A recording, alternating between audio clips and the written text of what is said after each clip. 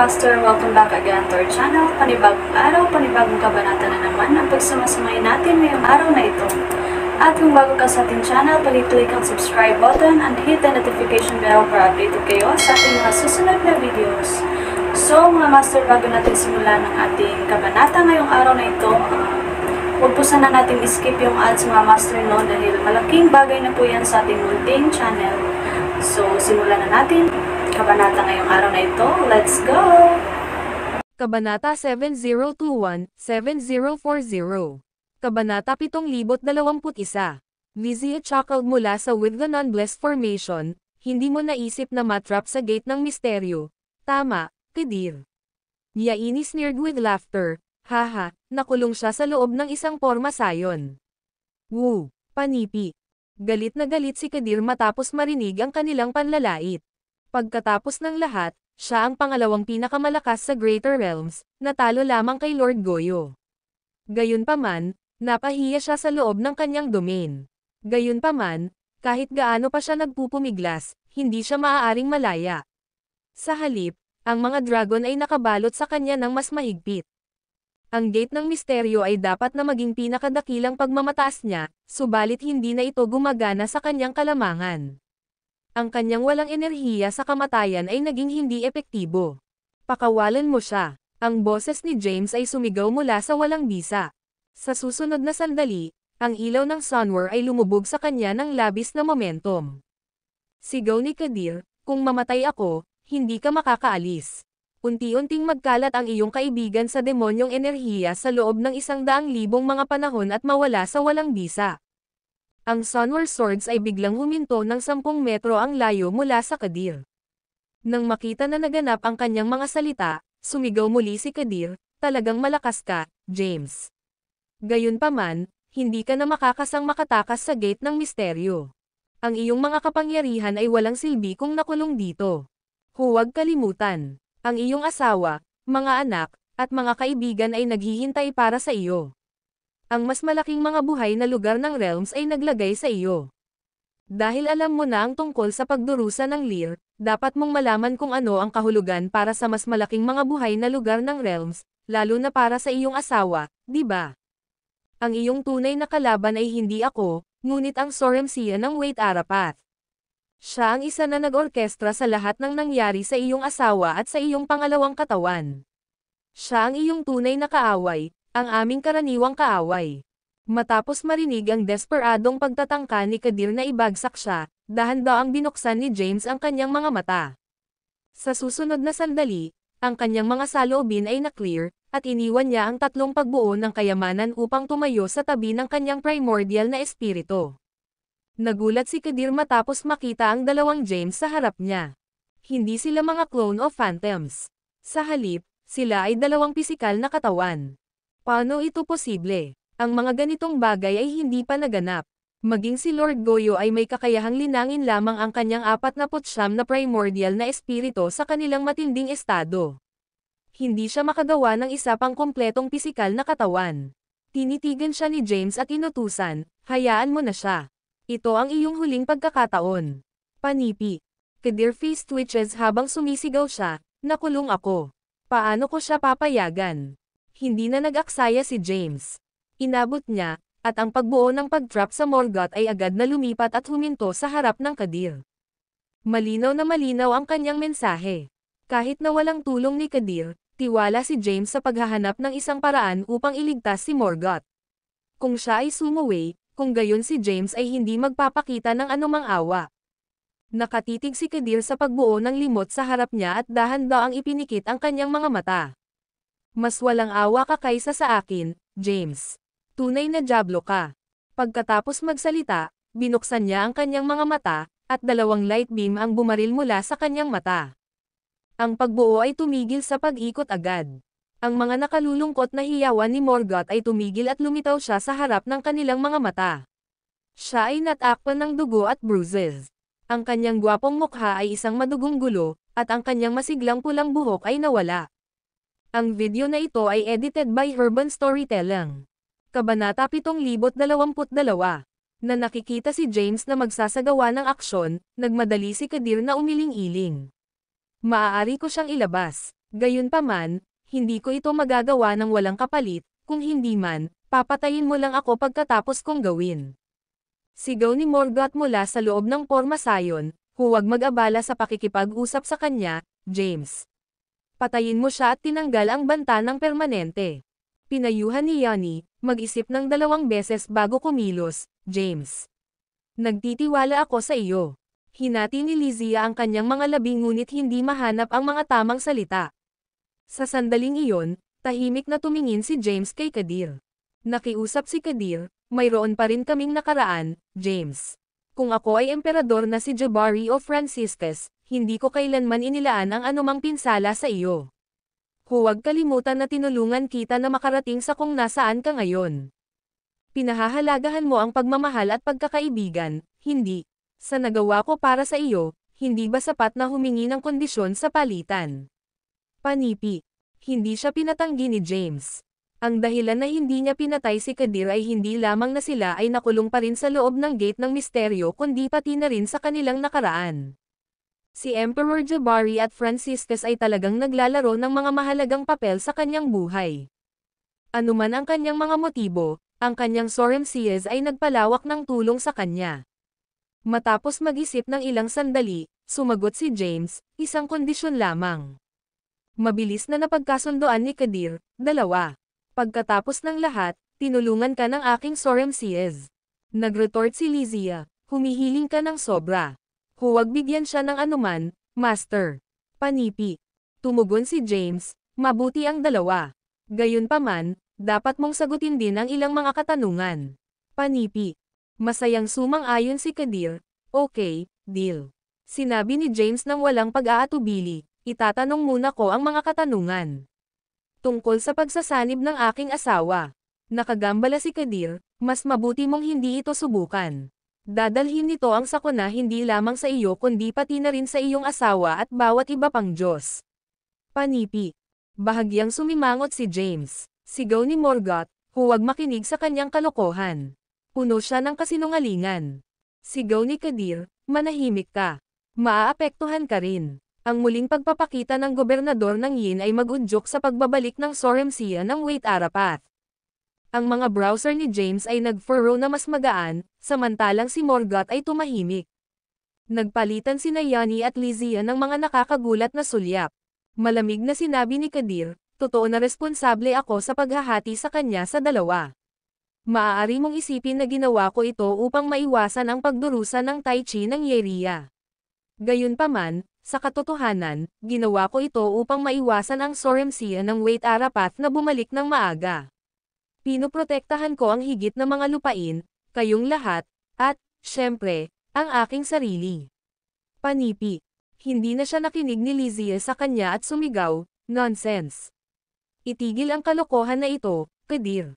Itinaas ni Kadir ang kanyang ulo at sumakay, nais mo bang ibunyag ko ang iyong nakaraan, Frana? Agad na natahimik si Lysia. Ang video na ito ay edited by Herban Storytelling. Kabanata 723. James ay dahan-daang lumingon sa kanyang ulo upang tumingin kay Lysia sa pagbuo ng wala. Huminga ng malalim si Lysia. Master, nakagambala si Kadir, bakit hindi mo ito sasabihin? Hindi ka maglakas loob, dahil alam mo kapag natutunan niya ang buong katotohanan, hindi mo siya magagamit. Kayong dalawa ay magiging mga kaaway, at, Inalis ni James ang kanyang kamay at inutusan ang isang itim na dragon na aisil ang bibig ni Kadir. Sa susunod na sandali, lumitaw si James bago si Lysia. Sinabi niya, hindi ako makikinig sa sinasabi ng ibang tao tungkol sa iyo. Tiwala ako sa iyong mga salita. Tiningnan siya ni Lysia nang may pasasalamat, pagkatapos ay lumingon kay Yanni. Sa pag-unawa sa sitwasyon, nagbago si Yanni sa isang ilaw ng taybak at isinugod mula sa pagbuo ng wala. Ipinaliwanag ni Lysia, ang iyong buhay ay karaniwang binalak para sa iyo. O, sa madaling salita, ginagamit ka, nasubak upang makamit ang isang mas malaking layunin. Nanatiling tahimik si James, naghihintay sa kanya na ipaliwanag. Bumantong hininga si Lysia at sinabing, itinatag ng gobernador ng Yin ang iyong mga pakikipagsapalaran sa madilim na mundo. Matapos pumasok sa mundo ng Genesis at nakatagpo ako, na orkestra ko ang iyong landas, kasama na ang nakatagpo ng ilang mga emperador. Sa kakanyahan, ang Kadir at sa amin ay nagawa ang parehong bagay, ngunit sa iba't ibang mga kadahilanan. Sa pamamagitan ng isang nagkasala na ekspresyon, sinabi ni Lysia, alam kong kinamumuhian mo na ginagamit at ginagamot bilang isang paa. Gayunpaman, wala kaming ibang pagpipilian. Nagambala si James, ang aking asawa ay kasangkot. Huminga ng malalim si Lysia, huminga, at sumagot, sa lahat ng katapatan, tanging ang gobernador ng Yin lamang ang malayang malilipat ang kaharian ng Health at Xanadu. Nag-squint si James at tinanong, dahil ba siya ang huling nilalang na ipinanganak mula sa Xyloria Aura? Umiling-iling si Lysia at sumagot, hindi buo. Ito ay dahil siya ang mga mata na pinili ng siyam na mga Diyos na walang kabuluhan at namamahala sa pagbabantay sa hindi kilalang salamin. Sa kasamaang palad, hinati siya ni Kadir sa dalawa, at nawala ang omniscient mirror. Tanong ni James na may nakasimangot, bakit dapat itong maging asawa ko? At ano ang hindi kilalang salamin? Nahaharap sa mga katanungan ni James, nagbuntong hininga si Lysia at ipinaliwanag ang lahat. Ang gobernador ng Yin ay napili bilang mga mata ng pagdurusa upang bantayan ang kalungkutan ng Lear dahil ipinanganak siya mula sa enerhiya ng Xyloria Tai Chi. Matapos ang sakuna ni Morgoth, sa 5 pinakamataas na ebolusyon, sina Tai Yi at Tai Chu lamang ang nakaligtas. Ang iba pang 3, pati na rin ang batas ng Xyloria ng mga landas at ang gobernador ng Yang, ay namatay. Ang Tai Yi at Tai Chu ay mga kataas-taasang nilalang, kaya hindi sila maaaring magkaroon ng isang pisikal na anyo. Ang gobernador ng Yin ay ang tanging pagpipilian na naiwan. Ang paghahanap ng muling pagkakatawang tao ng landas ng Wait Ara ay mahalaga upang malutas ang kalungkutan ng Lear. Ang gobernador ng Yin ay ang isa lamang na maaaring magsagawa ng gawaing ito. Ayon kay Lysia, si Thea ay dapat na maging unang Tai Chi at hahanapin ang Soremsia ng Wait Ara Path. Gayunpaman, nakagambala si Yeria sa planong ito. Tiniis ni Thea ang 81 reincarnations dahil sa Yeria. Sa kabila ng huling pag-asa, pinili ni Thea na matiis ang pagdurusa dahil sa gawain ng paglutas ng pagdurusa sa Lear. Matapos malaman na ang gobernador ng Yin ay nahati sa dalawa at na ang kanilang plano upang malutas ang pagkawasak ng Lear ay nasira, si Lysia ay personal na bumaba sa kaharian ng Health.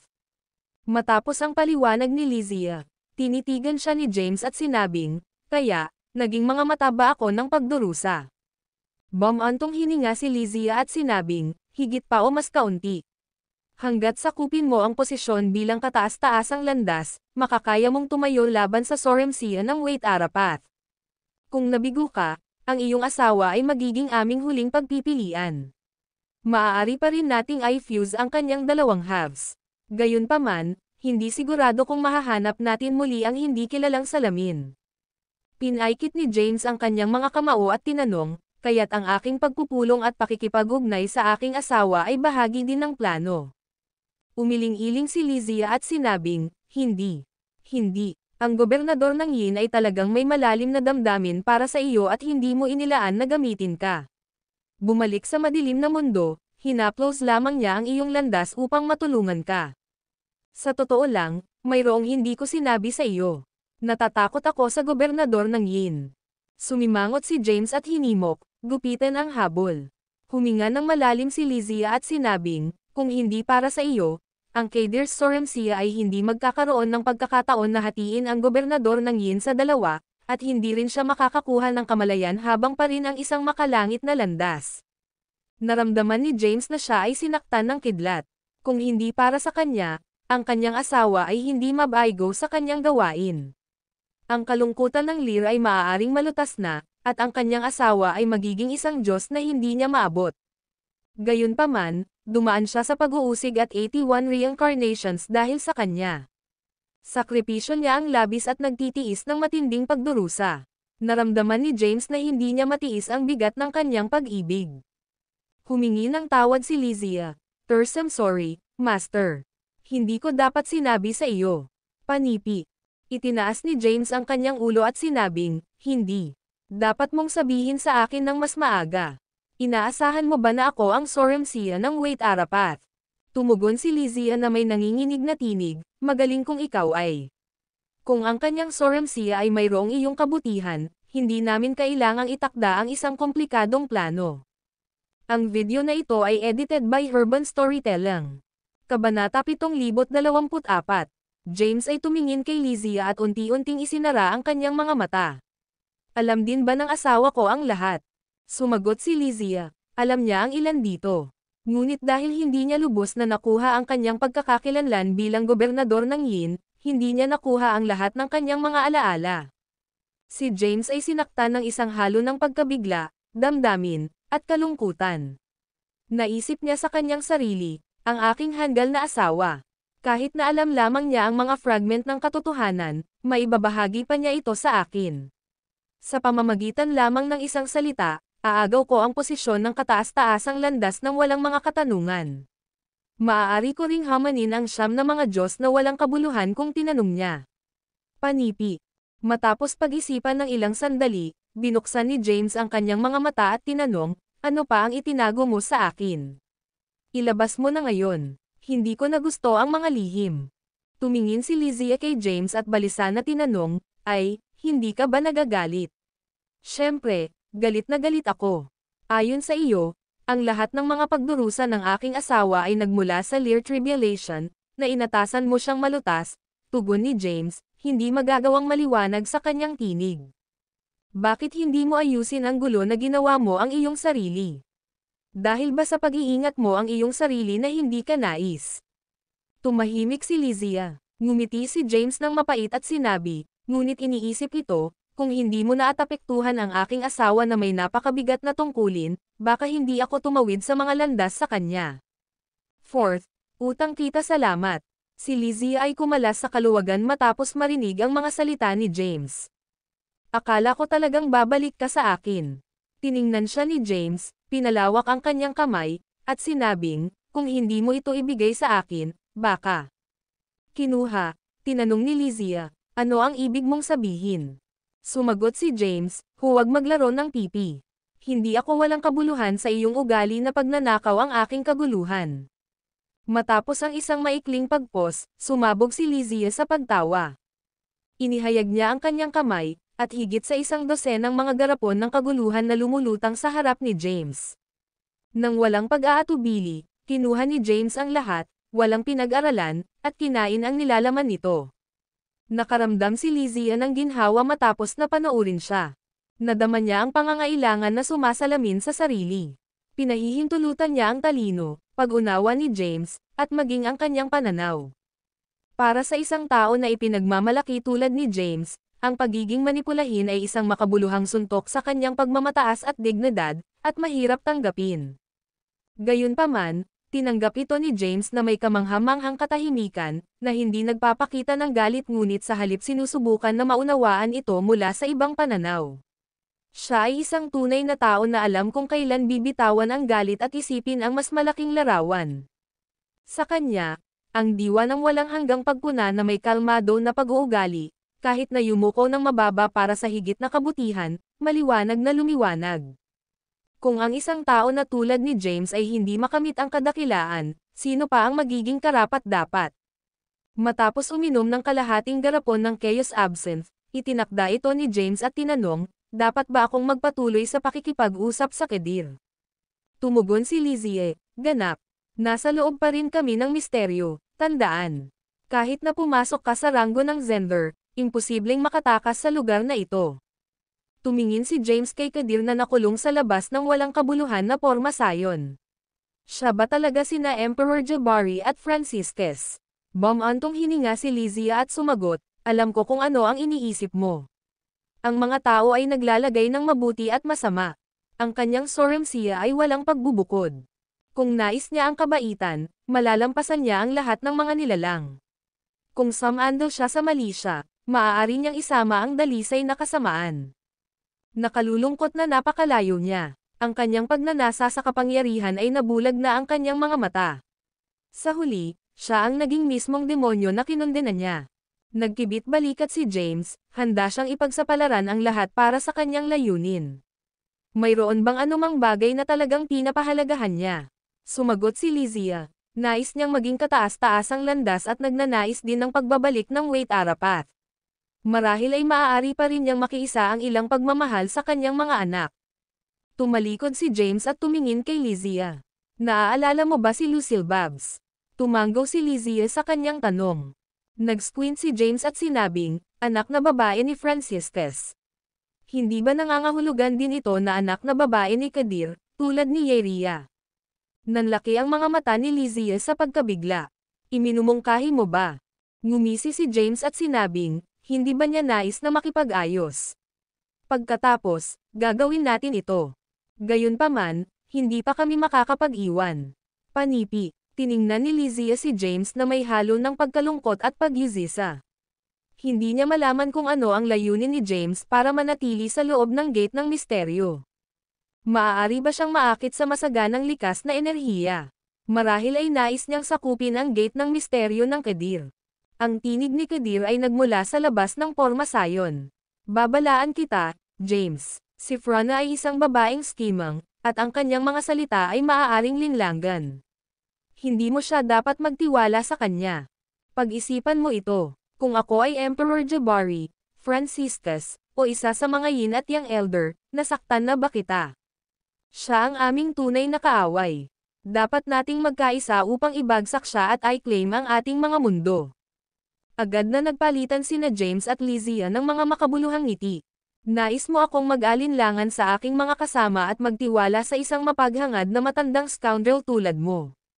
Kailangan kong maging masiraan ng loob. Tumingin si James kay Lizzie at tinanong, maglagay ba tayo sa isang palabas? Sumang-ayon si Lizzie, oo naman. Magluha ako para sa iyo. Ngumiti si James at itinuro sa kanya. Pagkatapos, mabilis siyang bumagsak mula sa pagbuo ng wala. Ang video na ito ay edited by Urban Storytelling. Kabanata 725. Kadir ay natagpuan ang kanyang sarili sa isang estado ng gulat. Ang kanyang isip ay natupok ng mga saloobin kung paano mapupuksa ang kanyang sarili mula sa kasalukuyang sitwasyon.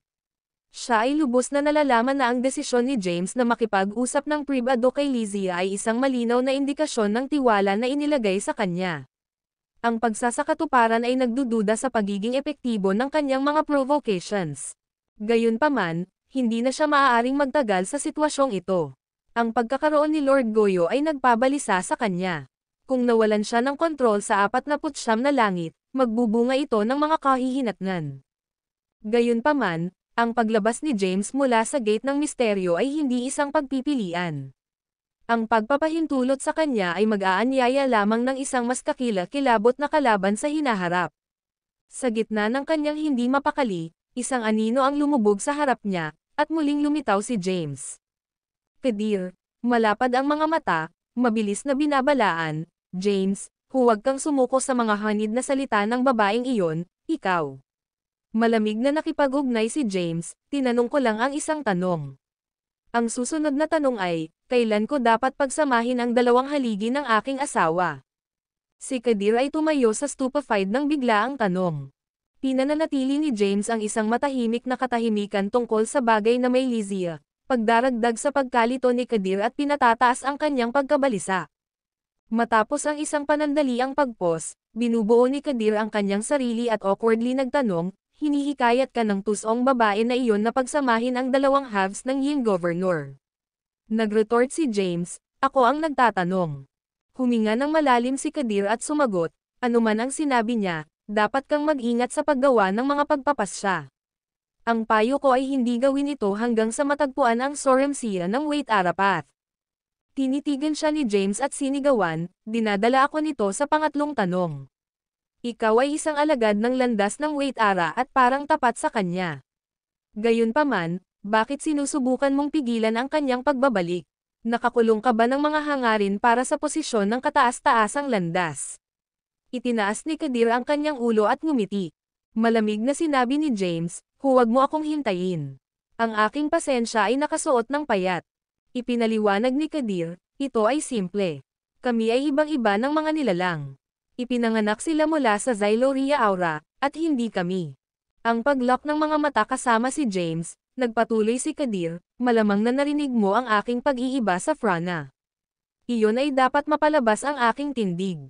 Mula sa wala, ipinanganak sila. Tunay na ito ay isang karapat-dapat na paggalang. Gayunpaman, magpakailanman ay may dictate ang ating mga fate at monopolyo ang ating mga mapagkukunan ng paglilinang. Hindi ba iyon magiging tyranny na minarkahan ng pamimilit at pang-aapi? Ang visage ng Kadir ay nagkakasundo sa galit. Tapos na ang lupain ng Xanadu. Ang mga nilalang na ito na ipinanganak mula sa Xyloria Aura ay dapat na matagal na namatay at bumalik sa wala. Nakatira kami sa realm ng health. Ang ating kapalaran ay dapat na hugis ng ating sariling mga kamay. Bakit natin hahayaan silang magdikta sa ating mga fate? Kahit na ang isang tao ay kailangang mamuno, dapat itong maging isang tao na namumuno sa likas na kompetisyon sa gitna ng ating sarili at hindi sa pamamagitan ng pagpapataw ng tinatawag na mga banal na batas. Umungol si Kadir. Bukod dito, ang mga kataas-taasang nilalang na ito ay nakakuha ng kamalayan at nakakaramdam ng higit sa amin.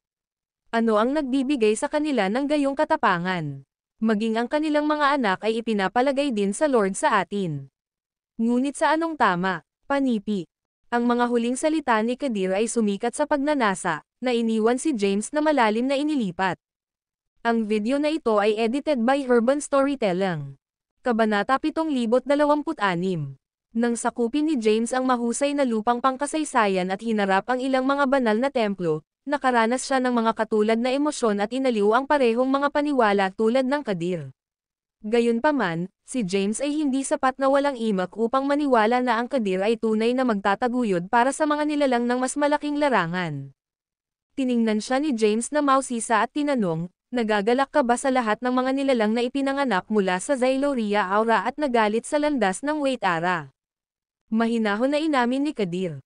Oo, kung siya ay tunay na nagtagumpay sa oras na ito, siya ay magiging walang hanggang master ng Greater Realms, hindi namamalayan kahit nasa siyam na mga Diyos ng Kailoros na walang kabuluhan.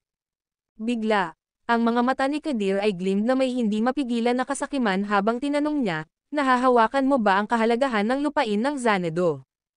Hindi lamang ito may mga kapangyarihan at mahalagang enerhiya na lampas sa aming pag-unawa kundi pati na rin ang tungkol sa mga pagkakataon at misteryo na naghihintay na malutas. Maaari rin itong itulak sa amin na lumipas ang aming kasalukuyang mga limitasyon sa paglilinang. Bukod dito, ang siyam na mga Diyos ng Kailoros ng walang kabuluhan ay umiiral doon. May kakayahang magpakita ng anumang ninanais na nilikha. Sino mang nag-uutol sa kanila ay gumagamit ng pangwakas na kapangyarihan sa pagkakaroon. Bilang karagdagan, ang isang entrepop doon ay katumbas ng isang panahon sa ating mundo. Ibig sabihin, na kung naipon natin ang 10,000 mga entrepop ng paglilinang sa lupain ng Xanadu, 10,000 panahon lamang ang lumipas dito. Dahil dito, maibabalik namin ang paglilinang na naipon doon at maging hindi magkatugma sa mas malaking larangan. Sumama si James, mabuti ang tunog. Pagkatapos, dapat nating ipasok ang lupain ng Xanadu. Panipi. Nagretort si Kadir, mas madaling sabihin kaysa sa tapos na. Sa mga mata ng Wait Ara, bukod sa mga nilalang na nabuo mula sa Xyloria Aura, ang lahat ay mga ants lamang. Paano mapapayagan tayo ng isang taong may labis na pagmamataas na pumasok sa lupain ng Xanadu at magkaroon ng pagkakataon na hamanin ang kanyang awtoridad? Tiningnan siya ni James na may kahulugan at tinanong, kaya't sa sandaling buksan nila ang Xanadu, maaari nilang palawakin ang agwat sa pagitan ng aming uri at sa kanila, tinitiyak ang kanilang patuloy na pangangibabaw. Ngumiti si Kadir at pinuri, talagang matalino ka. Upang maging matapat, bilang isa sa mga emperador ng landas, naabot ko na ang mga limitasyon ng mga nabubuhay na nilalang. Kung ang landas ng Wait Ara ay babalik, ang aking posisyon ay magdurusa, at ako ay magiging isang isda lamang sa kanila. Tumigil si James, talagang isda ka ba? Walang inilaan na pagkakasala, dahil nais nating magtulungan, maging mas casual tayo sa bawat isa. Sa pagbanggit ng nagtutulungan, ang demonyo ng Kadir ay malinaw na lumipat. Kung si James ay taos-puso, ito ay isang magandang pagkakataon na ayon ang pag-agos sa kanyang pabor. Tinitigan siya ni James at tinanong, ano ang mali? Hindi mo ba ako pinagkakatiwalaan? Mahinahon na sinabi ni Kadir, ikaw. Panipi, nagkibit balikat si James at sinabing, pagkatapos, kalimutan ito. Mag-aaksaya lang tayo ng oras. Medyo nagtataka akong makita kung ano ang magiging katulad ng pagdurusa. Panipi. Ang pagkabalisa ay nag-flick sa mukha ng Kadir. Naglalaro ka ng apoy, James. Kapag ang pagdurusa ay sumakit, ikaw at ang iyong asawa ang unang maaapektuhan. Panipi. Tiningnan siya ni James at sinabing, upang magtulungan, kailangan nating magtatag ng isang pundasyon ng tiwala. O kaya, hindi bababasa, pareho tayong kailangan upang makakuha ng malaki. Ano ang maaari mong ihandog sa akin? Panipi. Si Kadir ay biglang nag-render. Ang video na ito ay edited by Urban Storytelling. Kabanata 7,027. Morgoth ay biglang bumangon sa kanyang mga paa at sinabing, nais mo bang matugunan ang parehong kapalaran tulad ng sa akin, James? Bakit mo pa ba isinasaalang-alang ang pakikipagtulungan sa kanya? Lumangon si James kay Morgoth at tinanong, nakipagsosyo ka ba sa kanya? Panipi. Si Morgoth ay sumigaw, syempre. Ang kanyang panghihikayat noon ay mas nakakumbinsi at taos-puso kaysa sa naririnig mo mula sa kanya ngayon. Nagsalita siya tungkol sa katwiran at ipinagtatanggol ang mas malaking lupain. Talagang pinalitan ako nito at ibinaba ang aking bantay. Vey, sa isang mahalagang sandali, sinaktan niya ako ng Wuya Demon Slayer sword at tinatakan ako palayo sa Ians. Panipi. Tumingin si James kay Kadir na may ekspresyon na nagtatanong. Nagsnap si Kadir, ang katapangan na kailangan mong dalhin iyon. Maingat kung inilatag ang isang plano, ngunit hindi mo ito sinusunod. Ang iyong plano ay haantong sa akin sa isang mas nakakasakit na pagkamatay. Nagretort si Morgoth, pagkatapos ay tiningnan niya si James at sinabi, tiwala sa sino man kundi ang iyong sarili. Panipi. Nakipag-ugnay si Kadir, hindi ganyan, James. Habang ang pakikipagtulungan ko kay Morgoth ay naglagay sa kanya ng isang masamang sitwasyon, hindi ito ganap na walang bunga. Inihayag namin ang totoong katangian ng landas ng Waitara at sinenyasan ang siyam na mga Diyos ng Kailoros na walang kabuluhan upang pilitin siyang muling magkatawang tao. Sumiksik si Morgoth, pinayagan ka rin nito, isang hindi kasiya siyang pag-iral sa 49 na langit, umakyat upang maging isang emperador ng landas. Si Kadir ay may kasamang galit matapos na mailantad siya ni Morgoth. Gayunpaman, pinigilan pa rin siya ng mga itim na dragon at hindi makagawa ng aksyon. Lumingon siya kay James at sinabing, mas matalino ka kaysa sa tanga na iyon, James.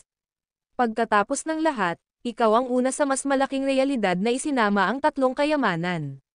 Sa hinaharap, tiyak na mas malakas ka kaysa sa akin. Habang ang aming mga landas ay maaaring humantong sa salungatan sa hinaharap para sa pangangibabaw sa higit na mga lupain, sa ngayon, nagbabahagi kami ng isang karaniwang kaaway. Ang aming mga hindi pagkakaunawaan ay ngunit panloob na pakikibaka sa aming uri. Ano ang mas mahalaga ay upang maiwasan ang pagdurusa ng Lear. Sapagkat kung ang ating mga mundo ay masisira, ano ang punto ng pagkakaroon? Si James ay nanatiling nakakainis, nag-aalok ng walang tugon. Bigla, sumabog si Lysia at galit na tinitigan si James. Matapos ang lahat ng sinabi ko, hindi mo pa rin ako pinagkakatiwalaan. Sa halip, pinagkakatiwalaan mo ang taong ito sa akin. Kung siya ay talagang matuwid, bakit siya manahimik tungkol sa pagdurusa ng Tai Chi? Bakit hindi siya nagsalita ng isang salita tungkol kay Thea? Sa halip, ipinagtatanggol niya si Yrria. Panipi. Si Kadir ay na-fluster sa biglaang paglabas ni Lysia. Maaari kong patunayan ang aking katapatan, James. Tulad ng para sa iyong asawa, tiyak na gagawin ko ito sa iyo. Ngunit tulad ng sinabi ko, ang iyong asawa ay hindi pa sandali, at ngayon ay hindi ang oras. Paano mo palayain ang aking anak na babae? Paparurusahan ko siya at hihingi siya ng paumanhin sa iyong asawa. Ano man ang nais ng iyong asawa, sumunod kami. Mag-ekstrang buhay niya. Itinaas ni James ang kilay niya sa panukala ngunit pinanatili ang katahimikan. Kinutya ni Lysia, pinag-uusapan mo ang hustisya, ngunit si Yrria ang Tai Chi. Ang gobernador ng Yin ay hindi magagawang mag-trigger ng isang pagdurusa sa Tai Chi kung hindi buo. Kahit na namatay si Yrria, maaari pa rin siyang mag-reincarnate. Kung ikaw ay tunay na matuwid, mag-utos sa kanya sa pagsira sa sarili. Nawala ang Kadir para sa mga salita. Lumingon si Lysia kay James at sinabing, binalaan kita na huwag magtiwala. Ang video na ito ay edited by Urban Storytelling. Kabanata 7,028. James ay nakasimangot at malamig na nakipag-ugnay, sapat na. Kung ikaw ay Frana o Lysia, Mula sa sandaling ito, hindi ka na ang aking pangalawang katawan. Na-void ko na ang aming kontrata sa kaluluwa. Nakikita na marami kaming napagdaanan, maiiwasan ko ang iyong buhay. Bumalik sa walang bisa na mundo. Ang mga walang awa na salita ni James ay iniwan sina Morgoth at Lysias sa pagkabigla. Maging ang Kadir ay nakataas ang kanyang ulo ng bigla, sinusuri ang mukha ni James para sa anumang pahiwatig ng panlilinlang o pagpapanggap.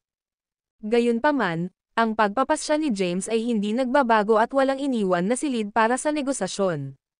Master, ikaw, tinitigan ni Lysias si James sa kawalan ng paniniwala, ang kanyang mga mata ay may luha. Nawala. Itinaas ni James ang kanyang kamay nang hindi pinapansin, at isang nakakatakot na ilaw ang biglang sumulpat sa Lysia.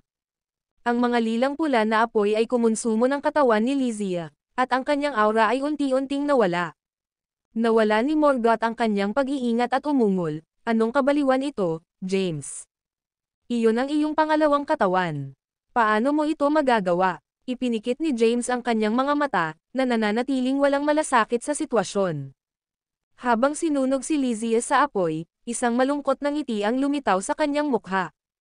Fine. Nakatayo ako sa tabi mo ng daan-daang libong panahon, lamang na itatapon ng walang awa. Pinili mong maniwala sa mga salita ng isang tao sa aking paliwanag. Hindi mo lamang pinaghiwalay ang aming kontrata, ngunit nais mo ring patayin ako. Kinamumuhian kita, James. Hindi kita hahayaan na patayin mo ako. Mas gugustuhin ko ang sarili. Sa mga salitang iyon, sinaktan ni Lysia ang kanyang noo. Sigaw ni Morgoth sa kawalan ng pag-asa, Frana. Hindi. Sa kasamaang palad, huli na. Sumabog si Lysia sa apoy, pinupuno ang walang bisa na may isang nakakagulat na ambon ng dugo. Umungol si Morgoth sa pagdalamhati, ikaw ay walang pasasalamat na bastard. Ikinalulungkot kong tinawag ka ng aking kaibigan. Si Kadir, na pinigilan pa rin ng Black Dragons, ay pantay na natigilan. Hindi niya inisip na si James ay walang puso na kahit na sirain ang kanyang sariling pangalawang katawan. Habang nahuli sa nakagugulat na eksena, hindi napansin ni Kadir ang isang translucent figure na hinihigop ni James. Nang maglaon, ang pagkabigla sa mukha ni Kadir ay nagbigay ng ngiti. Gayunpaman, mabilis niyang itinago ito ng isang pagpapahayag ng panghihinayang. Si Frana ay talagang mayabang. Hindi kanya iginagalang. Kahit na nawalan ka ng pangalawang katawan, tinanggal mo ang isang malaking banta. Mula ngayon, ikaw ang tunay na Panginoon ng iyong kapalaran. Sumimangot si James sa kanyang mga salita at sinabing, sapat na walang kaparerikan. Ano ang maaari mong ihandog sa aming pakikitungo? Sinabi ni Kadir ng may ngiti, ito ay nakasalalay sa nais mo at kung maibibigay ko ito para sa iyo. Ang video na ito ay edited by Herban Storytelling. Kabanata 729. James, hindi mo ikinalulungkot na hayaan mo akong itakda ang mga termino. Nakuha si Kadir, lumaktaw ang kanyang puso. Napagtanto niya ang kanyang matagumpay na pag-uugali ay masyadong halata matapos masaksihan ang sarili ni Frana, at halos mailantad niya ang kanyang sarili. Tumawa siya at sinabing, paano ang tungkol sa isang kasal? Itinaas ni James ang isang kilay at tiningnan siya na naguguluhan. Ipinaliwanag ni Kadir na nakangiting, huwag maunawaan. Alam ko ang iyong malalim na pagmamahal sa gobernador ng Yin at hindi ka tatanggap ng ibang babae. Ang iminumungkahi ko ay maging mga batas na tayo. Si James ay hindi nagsalita.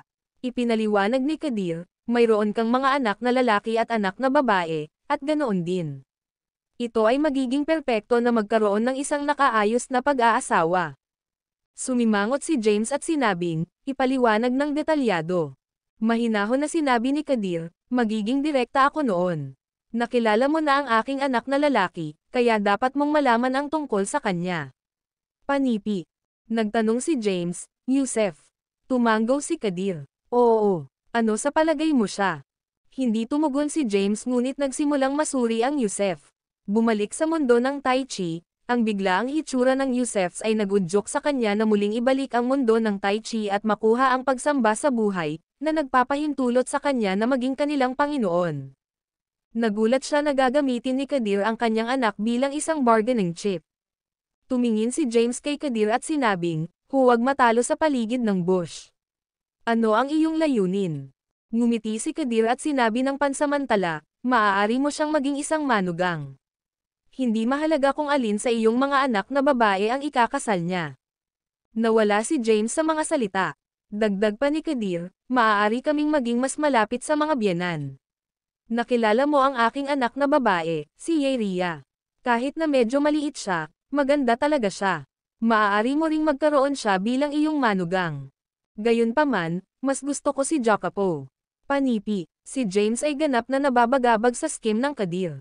Ang pagkaalam ni Thea at Yeria ay nagkaroon ng hindi mapagkasunduang kaguluhan, nais niyang gumamit ng kasal sa pagitan ng kanilang mga anak bilang isang resolusyon. Bukod dito, hindi siya nagmungkahi ng isang kasal lamang, ngunit dalawa, upang itali si James sa kanyang mapaghangad na mga plano. Ang Kadir ay talagang isa sa pinakamatalino, pinakamapanirang, bisyo, at mahirap na mga kalaban na nakatagpo ni James dati. Nakatitig si Kadir kay James at tinanong, ano sa palagay mo? Kami ay magiging isang pamilya na nasa parehong bangka. Sama-sama, maaari nating malupig ang higit na mga lupain. Ni ang landas ng Waitara o ang siyam na mga Diyos ng Kailoros na walang kabuluhan ay maaaring huminto sa atin. Biglang tumawa si James. Bilang tugon, sumali si Kadir sa pagtawa. Gayunpaman, ito ay sa halip hindi likas at may kasalanan. Inikat ni James ang kanyang kamay at binuksan ang isang garapon ng kaguluhan na absinthe, pagkatapos ay kumuha ng ilang mga swigs. Si Kadir ay lumago na hindi mapakali, hindi matukoy kung handang tanggapin ni James ang kanyang panukala. Ito ay ang pinakamahusay na paraan upang matiyak na sila ay nasa parehong panig. Bukod dito, malulutas niya ang puot sa pagitan ni Yeria at ng gobernador ng Ying. Ito ay pumapatay ng 2 ibon na may isang bato. Makalipas ang ilang sandali, ibinaba ni James ang garapon at tiningnan si Kadir. Ibig bang sabihin ng kasal na ito ang aking mga anak ay magiging iyong mga lingkod? Nagmamadali si Kadir na umiling. Kapag nalutas natin ang pagdurusa ng Lir, maaari tayong magretiro. Pagkatapos, pupunta tayo sa lupain ng Xanadu at maglakbay bilang isang pamilya. Tulad ng para sa mas malaking larangan, may iwan natin ito sa aming mga anak. Ang iyong anak na lalaki at ang aking anak na babae ay maaaring maging kataas-taasang landas at hawakan ang mga patakaran at gawain dito. Napangiti si James sa mapanghikayat na mga salita ni Kadir. Ang video na ito ay edited by Urban Storytelling. Kabanata 7030. James ay sumagot, ang pangitain na iyong inilarawan ay masyadong malayo. Itoon natin ang ating kasalukuyang sitwasyon. Panipi. Maya-maya ay natanggap si Kadir bago tumugon, kung samang-ayon ka at ako ay magkaroon ng alyansa sa pamamagitan ng kasal ng aming mga anak, ilalabas ko agad si Morgoth at buksan ang gate ng misteryo para umalis ka. Wala akong pakialam kung saan pupunta si Morgoth. Gayunpaman, maaari kang sumali sa aking pakikipagsapalaran sa 49 na langit upang mabawi ang lahat ng pag-aari sa amin. Sinaksak ni James ang kanyang mga mata. Sigaw ni Moret mula sa loob ng pormasayon, wala ka ba sa iyong isipan, James? Naniniwala ka ba talaga sa kanyang mga salita? Pinayagan mo pa ang Frana self-destruct. Ikaw, manahimik ka, snap ni James kay Morgoth. Pagkatapos, lumingon siya sa Kadir at sinabi na nakangiting, bago natin ang aming mga termino. Nais kong pansamantalang gamitin ang gate ng misteryo para sa 3 mga enterpok. Sa panahong ito, hindi ka makikialam. Kung hindi, ang deal ay naka-off. Tungkol sa pag-aasawa, bukas ako dito.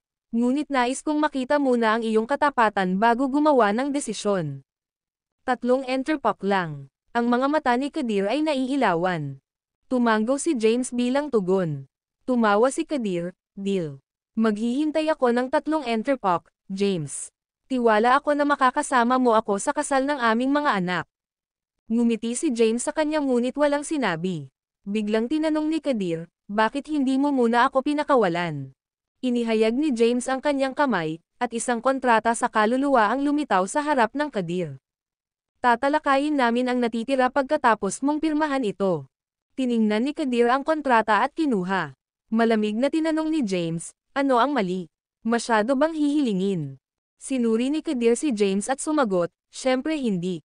Gayunpaman, kailangan ko rin ng parehong katapatan mula sa iyo. Tumugon si James, ano ang gusto mo? Hiniling ni Kadir, Nais kong palayain mo ang aking anak na babae.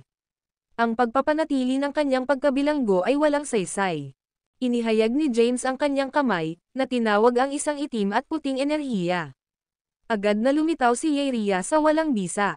Bagaman bumalik ang kanyang kagandahan, ang kanyang base sa paglilinang ay nabawasan. Nang makita ang kanyang anak na babae, tinangka ni Kadir na magmadali sa kanya. Gayunpaman, siya ay na-retrain pa rin ng mga itim na dragon. Mabilis siyang lumingon kay James at nilagdaan ang kontrata ng kaluluwa. Itinaas ni James ang kilay niya at inalis ang mga itim na dragon. Nagmamadali si Kadir matapos na mapalaya at nahuli si Yeria. Lumayo ka, matandang lalaki. Umungo si Yeria at inalog si Kadir. Tumayo siya at sinulyapan siya. Ikaw, pakiramdam na kahiya sa harap ni James, nagalit si Kadir. Panipi. Wala ka bang pagsisisi, Yeria? Panipi. Nakakagulat na itinago ni Yeria si James. Parehong sina Kadir at James ay nagtaka sa kanyang mga aksyon. Sigaw ni Yeria, mas gusto kong maging bilanggo ni James kaysa sumama sa iyo. Ikaw ay isang malupit, walang awa na demonyo. Ayaw kong makasama ka. Nag-fume si Kadir, ngunit nagkibit balikat si James at sinabing, nakita mo ito para sa iyong sarili, di ba? Hindi ko ito kasalanan. Panipi. Si Kadir ay sumulyap kay Yeria. Ang kanyang mga ngipin ay gumiling at kamao na clenched. Ikaw ay mapaghimagsik na batang babae. Gaano ka manggahas? Panipi. Si Yeria ay nag-retort, na wala, matandang tao. Wala kang karapatang alalahanin ang iyong sarili sa aking mga gawain. Maging master ng mas malaking larangan o anuman. Hindi ka karapat-dapat na magkaroon ng mga anak. Hindi ka kwalipikado na maging aking ama. Ang video na ito ay edited by Urban Storytelling. Kabanata 7031. Na nakaharap sa mga sumpa ni Yeria, si Xanthocos ay sobrang galit na siya ay naglabas ng isang bibig ng dugo. Pagkatapos, itinuro niya si Yeria na may isang nanginginig na kamay at tumawa. Sige, magdurusa ka. Pagkatapos nito, bumaril siya sa kalangitan ngunit napahinto sa pamamagitan ng swordlight na binaril ni James. James, ano ang ibig mong sabihin dito? Galit na tanong ni Xanthocos. Nilagdaan namin ang kontrata ng kaluluwa. Dahil nilagdaan natin ito, dapat nating tuparin ito. Ang pagbigkas ng bawat salita, sinabi ni James, hayaan mo si Morgoth. Nang marinig iyon, kumalas si Xanthocos sa kanyang kamay. Inalis niya ang wala. Patay na enerhiya na nakulong sa Morgoth bago mawala mula sa gate ng misteryo. Noon lamang lumingon si James at tumingin kay Yeria. Ano ang tinitingnan mo? Nagpanik si Yeria at tinanong, ito ba ang iyong unang pagkakataon na nakakakita ng isang magandang babae? Panipi. Gayunpaman, sa susunod na segundo, nagbago ang ekspresyon ni James. Dinala niya si Yeria at lumipat. Pagkatapos, isang amethyst red spear na ipinasa kung saan nina James at Yeria. Ito ay nagkaroon ng kakilakilabot na enerhiya ng demonyo. Bumalik sa kanyang katinoan, napagtanto ni Yeria na siya ay nasa yakap ni James. Ang kanyang puso ay hindi makakatulong ngunit laktawan ang isang matalo. Sa kabilang banda, sumimangot si James. Napanood niya ang amethyst red tyrant spear na dumaan sa turn sa figure ni Morgoth. Galit, sinabi ni Morgoth, ikaw ay walang utang. Pagkatapos, pinakawalan ni Morgoth ang tyrant spear sa kanyang kamay at sumugod kay James. Sa walang bisa, isang sinag ng itim na ilaw ng Taybak ay lumipad at nagsimulang lumaban kay Morgoth. Si Yanni ay buhay pa rin, bulalas ni Yeria nang makita niya ang itim na ilaw ng Taybak na lumalaban kay Morgoth. Noon lamang napansin ni James na niyakap pa rin niya si Yeria. Siya ay mainit-init, at ang kanyang halimuyak ay nakalalasing. Tumagal lamang ito ng ilang sandali bago niya pinalayo ang kanyang sarili kay Yeria. Inikat niya ang kanyang kamay at inilagay siya sa kaluluwa ng kaluluwa. Sa susunod na segundo, itinulak ni James ang kanyang palad. Isang malaking itim na dragon ang tumungo patungo sa ilaw ng Taybak at sibat ni Morgoth habang umuungal. Ang Black Dragon ay nanginginig sa lugar. Sa ilalim ng pagbagsak ng malakas na hangin, si Yanni na naging isang sinag ng ilaw ng Taybak, at si Morgoth na umaatake kasama ang mapang-uyam na sibat ay sinipsip sa hangin. Kasunod ng mga aksyon ni James, ang Black Dragon kasama sina Yanni at Morgoth ay mabilis na itinapon sa pagbuo ng wala. Bumantong hininga si James. Pagkatapos, gumawa siya ng ilang mga hakbang pasulong. Hindi pinapansin ang pader ng pagbuo ng walang kabuluhan, lumakad siya dito. Nang makita na nais pa nina Morgoth at Yanni na lumaban sa Pormasayon, galit na sinabi ni James, sapat na iyon. Huwag masira ang kapayapaan. Nang marinig iyon, sinulyapan ni Morgoth si James na may mga mata ng dugo. James, huwag mong isipin na hindi kita papatayin dahil mayroon kang isang tao na sumusuporta sa iyo. Kami ay sinumpa ang mga kaaway. Pagkatapos, tumalon siya sa kalangitan. Tinamaan niya ang tuktok ng pagbuo ng wala at nahulog pabalik, bago si James. Siya ay nasa lahat ng apat, na ginagawang nakakatawa siya. Nang makita iyon, walang magawa si James facepalm, na iniisip, siya ay matigas ang ulo. Panipi. Pagkatapos, sinabi niya, magmadali at lumabas. Nais niyang ipagsapalaran ang kanyang buhay dahil sa iyo. Pagkatapos, isang transparent na figure ang lumabas mula sa katawan ni James. Nagpakita ang magagandang figure ni Lysia.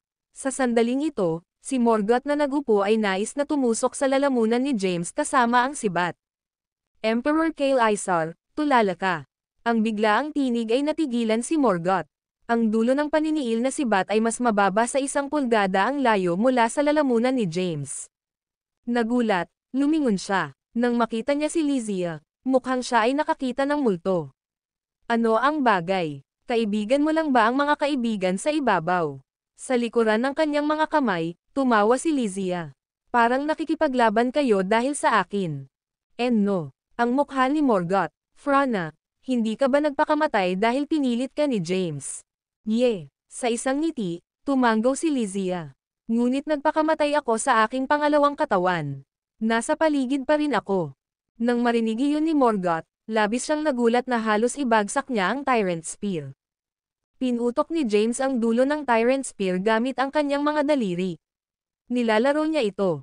Hindi ka ba namatay? Nakatitig si Morgoth kay Lysia. O na-reincarnated ka na? Masasabi na ako ay muling nagkatawang tao. Lumakad si Lysia sa Morgoth ng may ngiti. Hindi na ako pangalawang katawan ng aking Panginoon. Ako ang tunay na ako. Ako ang cute na Lysia. Pagkatapos, hinimas niya ang noo ni Morgoth.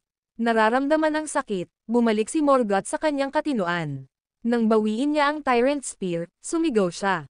Nabigla mo ako. Tumalon si Lysia. Nakalulungkot, sinabi ni Morgoth, my Tyrant Spear. Nabigo si Lysia. Itinaas niya ang kanyang ulo at tiningnan ang mapang uyam na sibat sa kamay ni Morgoth. Napansin niya na ang dulo ng sibat ay hinayla upang maging mas malaki. Mayroong 9 na spike dito, na bumubuo ng 1 na ngipin na rake. Ang sandata na ito ay natatangi. Ang mga mata ni Lysia ay naiilawan habang nagmamadali siyang hawakan ang mapang uyam na sibat ni Morgoth. Bakit ito naging isang rake? Malapit na umiyak si Morgoth. Pagkatapos, lumingon siya at sumulyap kay James. Gayunpaman, inikat ni James ang kanyang mga kamay ng walang kasalanan na parang hindi niya ito ginawa. Ang sandata na ito ay hindi masama. Bigla, lumitaw si Yanni sa tabi ni James. Sa pamamagitan ng isang ngiti, sinabi niya, kung ang ilong at tainga ni Morgoth ay maaaring mahayla upang maging mas mahaba, bilang karagdagan sa pagkakaroon ng 2 ngipin ng baboy, magiging perpekto ito. Nang marinig iyon, ngumiti si James habang nakatingin siya kay Yanni. Naaalala mo na rin ba ito? Palagi ko itong naalala. Tumawa si Yanni at sinabi, ngunit talagang gusto niya ito. Noon, tumawa sina James at Yanni. Nang makita ang dalawang tumatawa ng bigla, nalitaw sina Lysia at Morgoth. Maya-maya, ibinalot ni James ang braso sa balikat ni Yanni. Yanni, maaari na nating kumilos ng tahimik. Ngumiti si Yanni at tumanggo. Pinamamahalaang mong lokohin ang Xanthocos. Tulad ng inaasahan sa iyo, ang pinakahusay na pamumuhay sa lahi ng tao. Ang video na ito ay edited by Urban Storytelling. Kabanata 7032. Natitirang. Bigla, sinabi ni Morgoth na may hindi magiliw na tono, James, nakakatakot ka. Mas nakakatakot ka kaysa sa Xanthocos at Waitara. Natatakot akong maging kaibigan mo. Paano kung ibebenta mo ako nang hindi ko alam at binibilang ko ang pera para sa iyo? Nang marinig iyon, nagpalitan sina James at Yanni ng mga sulyap at tumawa.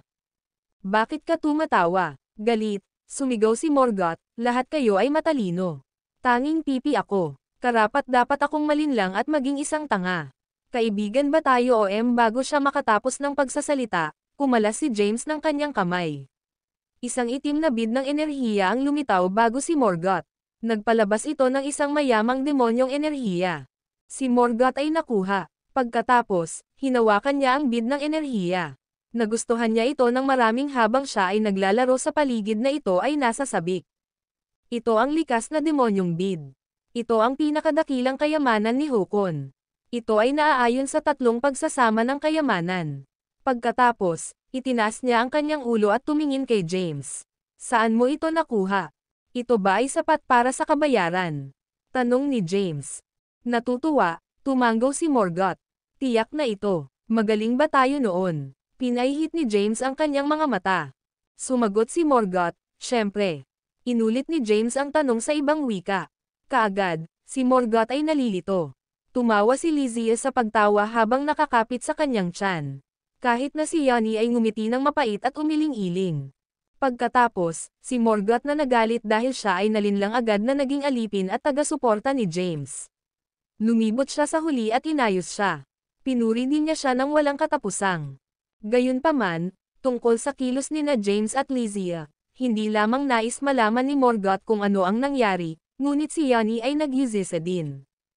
Sa totoo lang, lahat ito ay salamat kay James na pumapasok sa ranggo ng Zender. Ang ranggo ng Zender ay ang pinaka-primitive, simple, at mahalagang pag-iral. Ang lahat ay nakasentro sa pagpapalam sa kalikasan na gawin ang kurso nito, na siyang pangunahing bahagi ng Taoism at lumampas sa anumang paglilinang. Kaya, bilang pangalawang katawan ni James, si Lysia ay hindi nakapakipakinabang. Bukod dito, siya ang Soremsia ng pinuno ng siyam na mga Diyos ng Kailoros na walang kabuluhan, si Frana. Kaya, pinili niyang patayin ang kanyang pangalawang katawan at bumalik sa Soremsia ng Frana. Ito ay isang natural na proseso. Ito ay lamang na kinuha ni na James at Lysia ang pagkakataong ito upang mag-set up ng isang enchantment form para sa Xanthocos at kumilos ng isang kapana-panabik na kilos. Matapos marinig ang paliwanag ni na James at Lysia, tinanong ni Morgoth, nalilito, ano ang nakuha mo mula sa paglalagay sa kilos na ito? Hindi ka pa ba nakulong sa gate ng misteryo? Malubhang pipi ka. Lysia flicked Morgoth's noo muli. Nakakuha kami ng maraming. Mayroong 3 pangunahing benepisyo. Una, sa pamamagitan ng paglalagay ng kilos na ito, natapos ni Master ang paghaharap kay Xanthocos at iniligtas ka. Pangalawa, nilagdaan ni na Master at Xanthocos ang isang kontrata sa kaluluwa. Para sa 3 mga Enterpok, hindi maaaring salakayin ni Xanthocos ang lahat ng mundo at ang dakilang lupang pangkasaysayan. Sa halip, babalik siya sa 40th langit at ipaglaban ang pangangibabaw. Ang video na ito ay edited by Herban Storytelling. Kabanata 7033. Pangatlo, sa pamamagitan ng paggamit ng kontrata ng kaluluwa, nakuha ni Master ang gate ng misteryo at ang pinakamahalagang oras, sabi ni Lysia. Panipi. Sa ganito, si Morgoth ay mukhang parang nakakita siya ng multo. Ang gate ng misteryo. Pagkatapos, tiningnan niya si James. May sakit ka ba? Paano mo makukuha ang gate ng misteryo? Pinahihit ni James ang kanyang mga mata sa Morgoth. Nakuha ko pa ang likas na demonyong bid na kailangan mo ng higit, hayaan ang gate ng misteryo. Nang marinig iyon, nagulat si Morgoth. Hindi niya inaasahan na ang likas na demonyong bid na kailangan niya ang pinakaninakaw ni James mula sa Xanthocos. Si James ay tunay na matapang at mahusay na magkaroon ng mga plano. Bukod, ang kanyang talino ay lumampas sa kanyang lakas. Siya ay kapuri-puri. Dahan-daang lumingon, itinuro niya ang walang kabuluhan na porma sayon. Lysia, ang aming plano ay halos perpekto, ngunit walang pag-iingat ka. Si Lysia ay nakuha. Tiningnan niya ang pagbuo na itinuro ni James. Agad siyang naintindihan. Hindi mo inalis ang porma sayon. Wala ka sa pag-iingat. Halos mailantad kami. Ngumiti si James at sinabing, nagpapasalamat, nasa sabik si Xanthocos dahil nagpakamatay ka. Pagkatapos, siya ay nagalit sa kanyang iligal na anak na babae, si Yeria. Sa gayon, hindi niya ito napansin. Ngunit ito ang pinakakritikal. Nang marinig iyon, Mabilis na itinuro ni Yani, magmadali at bawiin ang pagbuo ng wala. Kung hindi, maaaring suriin ni Xanthopos ang gate ng misteryo sa anumang oras.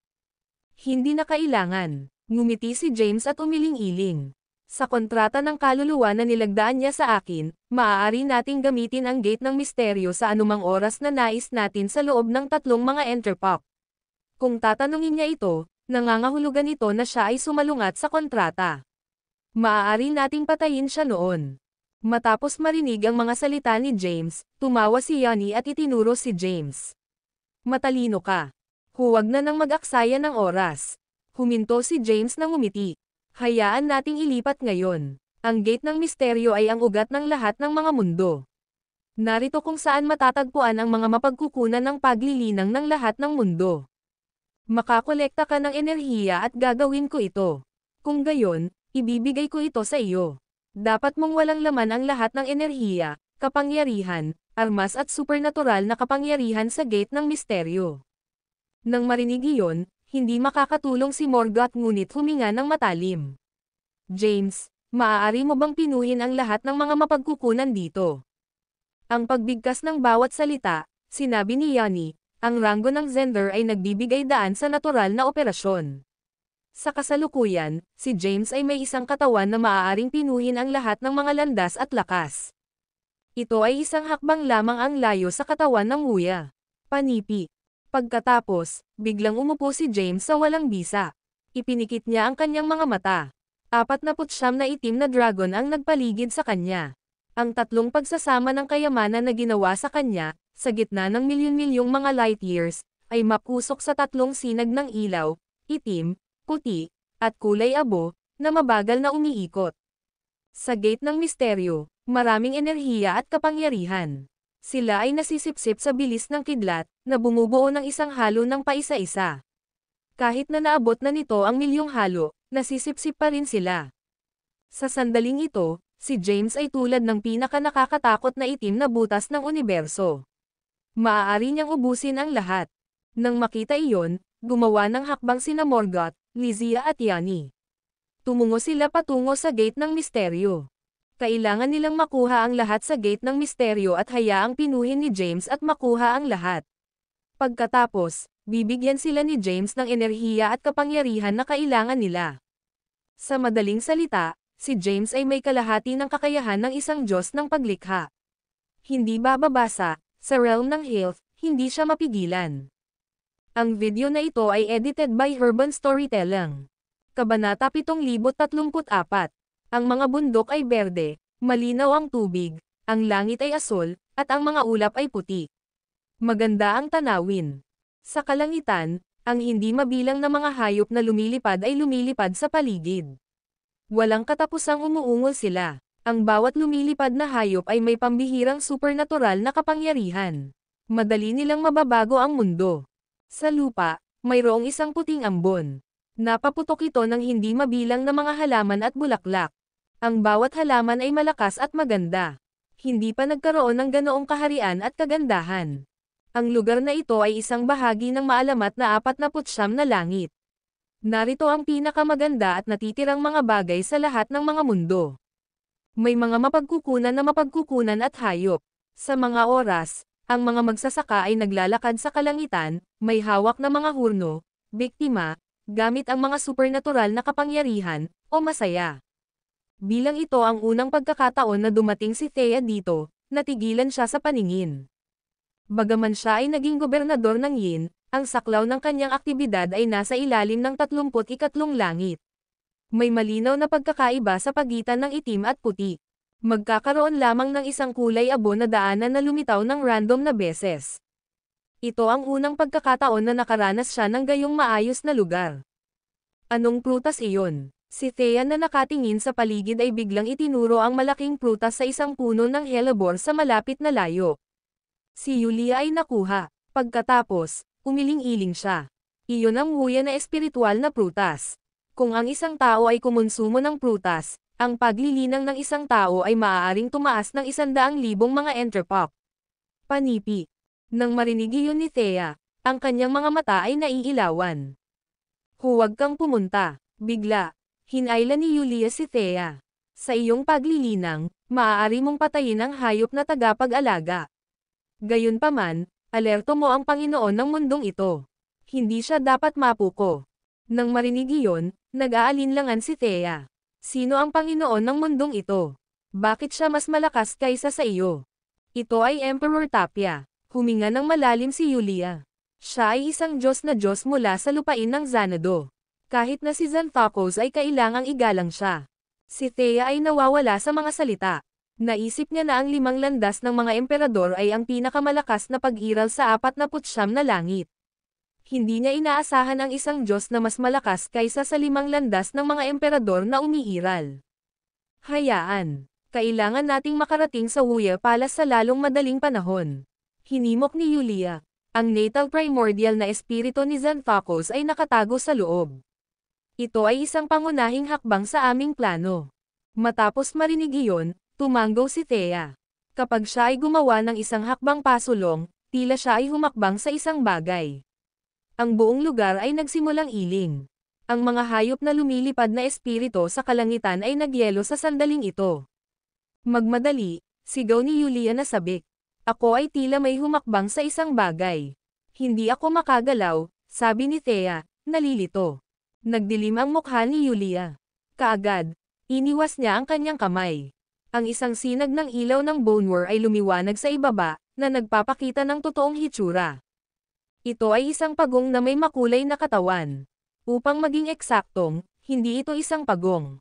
Ito ay isang halimaw na mukhang isang pagong ngunit may mga pakpak, isang mahabang buntot, at mga pakiramdam sa ulo nito. Ito ay Marius. Nang makita iyon ni Yulia, natakot siya. Marius, naguguluhan si Thea. Hindi ba ito isang pagong? Bago siya makatapos ng pagsasalita, tinakpan ni Yulia ang kanyang bibig. Sa susunod na segundo, ang halimaw na si Thea ay humakbang sa biglang exuded lilang ilaw. Ang maliit na katawan nito ay nagsimulang lumawak ng mabilis. Si Thea at Yulia ay nagmamadali na humakbang pabalik. Nang harapin nila ang halimaw na lumalawak pa rin, ang kanilang mga mukha ay namutla. Ano ang tinawag mo sa akin? Galit na pinag-uusapan ng halimaw. Ang video na ito ay edited by Urban Storytelling. Kabanata 7035. Si Marius ay dumating lamang sa 49 na langit. Siya ay hindi pa napapanahon. Maaari mo siyang baliwalain. Si Yulia ay sumabog at hinarang si Thea sa likuran niya. Ang malaking halimaw na chuckled. Si Emperor Dravko ng 5 Path Emperors ay nang-ahas na mag-sneak sa aming mapagkukunan ng worm scale.